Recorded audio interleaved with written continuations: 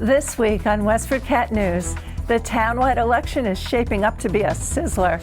We tell you who's running and for what seats, and we update you on the latest alleged criminal activities going on in town. I'm Joyce Polino-Crane. Stay with us. WestfordCAT News is next.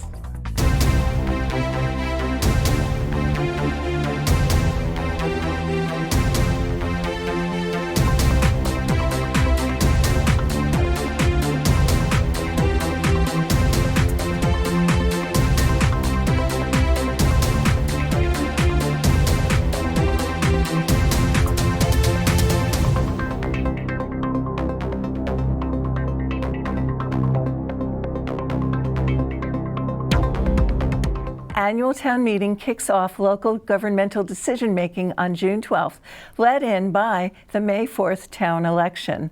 Select Board member Mark Koss' decision not to run for another 3-year term opened the door for John Cunningham and Eric Barber-Mingo to compete for the seat. While the two Select Board candidates are vying for one seat, the school committee race is sizzling with 6 candidates for 3 open seats.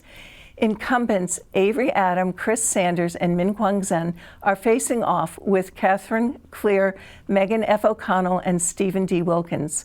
Those running for uncontested board and committee positions are Joanne Belanger for a 3-year term on the Board of Health, Carol Engel for a 5-year term on the Housing Authority, Marianne Fleckner and Alicia Hillam for 3-year terms on the Board of Library Trustees, and Catherine Hollister for a 5-year term on the Planning Board. The polls will be open from 7 a.m. to 8 p.m. on May 4th. A question on the ballot asks voters to adopt a property tax exemption based on a new state law created for Westford. As property values in town soar and taxes rise, seniors on low and fixed incomes are feeling the pinch.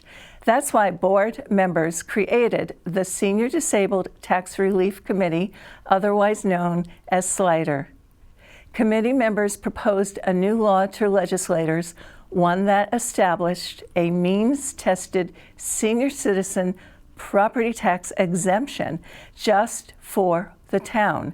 Town meeting voters approved the law last year, but now one more step remains. It must pass at the ballot box. Here's SLIDER committee member Paul Fassbender with more. And in many ways, Westford is really fortunate because we have a lot of seniors who are not on fixed income. They have been lucky to have had good careers and have money set aside for retirement and so forth, and can afford to pay property taxes without issue. The problem we discovered a number of years ago is that there are also a number of low-income seniors in town who depend on Social Security for their primary income. Fortunately, it's a relatively small number of people, but for them, the rapid rise of Westford property taxes, in addition to other expenses, especially healthcare expenses and food, is going up way faster than their income. Seniors have seen their incomes rise at an average of about 1.3% for at least the last 12 years, according to Fassbender. Working with town officials, Fassbender and other SLIDER members developed the parameters for the law.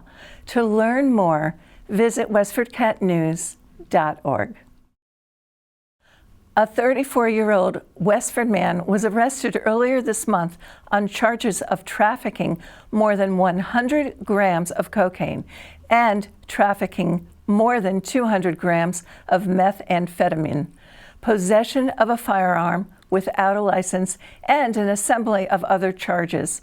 Mark Timothy Garcia is accused of conducting these and other crimes out of a Cold Spring Road residence, according to Middlesex District Attorney Marian Ryan.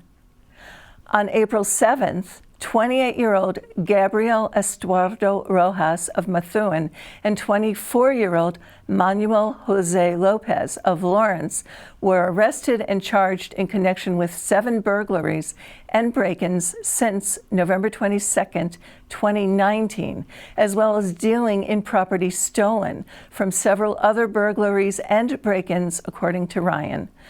Both defendants have been charged with 5 counts of unarmed burglary, breaking and entering a dwelling house in the daytime with intent to commit a felony, and a host of other charges that allegedly occurred through January 27, 2020.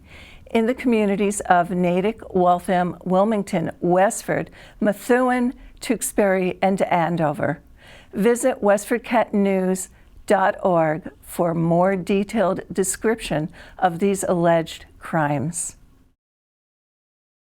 Published photographer Nancy Rich, who we featured last year in the news, is the Parish Center for the Arts Artist for the Month. Here is Patty Stocker with more. Hi, Patty Stocker here from WestfordCAT with a series that focuses on regional artists that are displaying their work virtually at the Parish Center for the Arts Artist of the Month exhibitions. I spoke with Nancy Rich, a seasoned and talented photographer from Natick, Massachusetts, who has exhibited extensively throughout New England. In 2016, Nancy retired from a long career as a school administrator, but did have a 208-page book published of her photographs of small wooden boats. I asked her why she decided to focus on the iconic dinghies. I just think they're gorgeous. I think they're emblematic of New England. They've got so much character. The sad thing is it's very hard to find them now. They've been replaced by boats made of fiberglass and rubber and aluminum. And I understand that. Wooden boats are hard to maintain. They're expensive. They're heavy.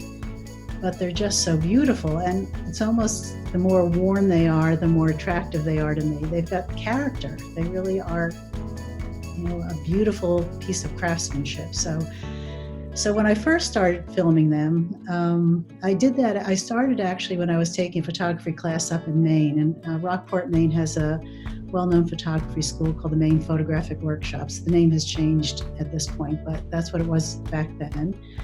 And there were lots of wooden dinghies then. So I found them pretty easily, and then it became harder and harder to find them. And my understanding is my book is the only such book that represents wooden dinghies. It's an historical record of them, and I'm proud of that. You have an exhibit called Afloat.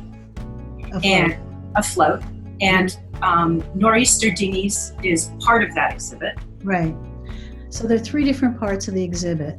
One is the dinghies, another is called sea sculptures, and those are macro images of objects that have washed up from the beach. So a macro means they're up close, very detailed, and like the dinghies, I find those to be very attractive. Anything that comes from the ocean has been polished. It's handled all these waves and being brushed up against rocks and sand. So it forms beautiful shapes, and it's a piece of artwork. That's how I view it.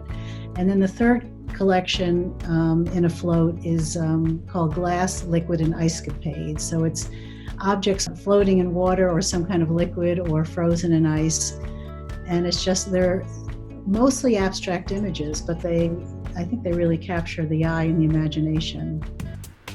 Nancy Rich is also a member of the Clever Hand Gallery, an artist collaborative in Wellesley. Her entire Afloat photography exhibit can be found at the Parish Center for the Arts virtual gallery at westford.org/PCA. You can also find more of her work at nancyrichphotography.com. I'm Patty Stocker, and you're watching WestfordCAT News. That's it for now, Westford. Have you checked out the Freeman Rail Trail yet? Grab your bike and go for a ride, and maybe I'll see you there. I'm Joyce Polino Crane, and you're watching WestfordCAT News.